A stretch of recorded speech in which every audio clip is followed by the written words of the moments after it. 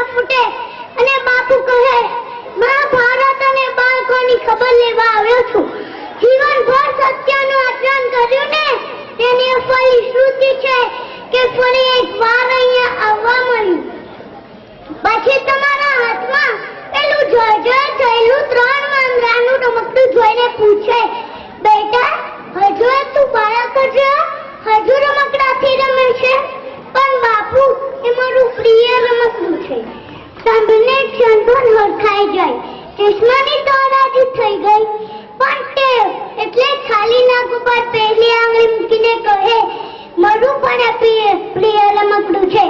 ભલે ને સાંભળતું નથી, જોતું નથી, બોલતું નથી, અને રમકડું વચમાં બોલી ઉઠે કે તમે તો ચાલ્યા ગયા બોલીને રામ, પણ જેવું પત્યું તમારું જીવન કે ખબર નહીં ક્યાં ગયો તમારો સંદેશ.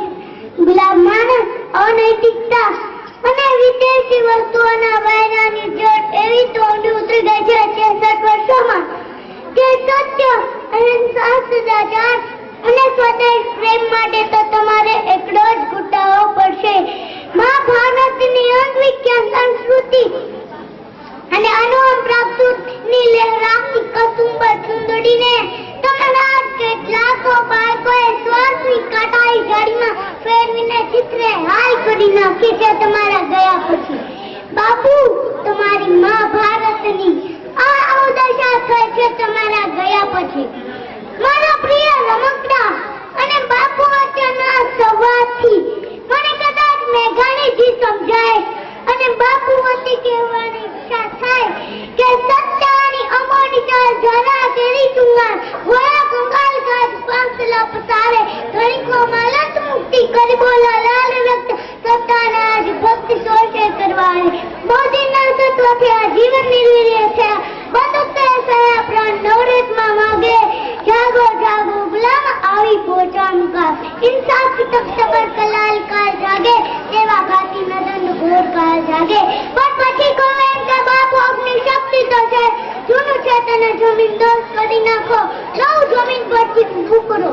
વર્તમાન से પરિસ્થિતિમાં પણ अपनी વિચારધારા અને કાર્યશૈલી સ્થાપિત છે. વર્ગ થોડાક લોકોનો છે, પહેલા એ પાનકા હતા, આજે તમારા પોતાના છે.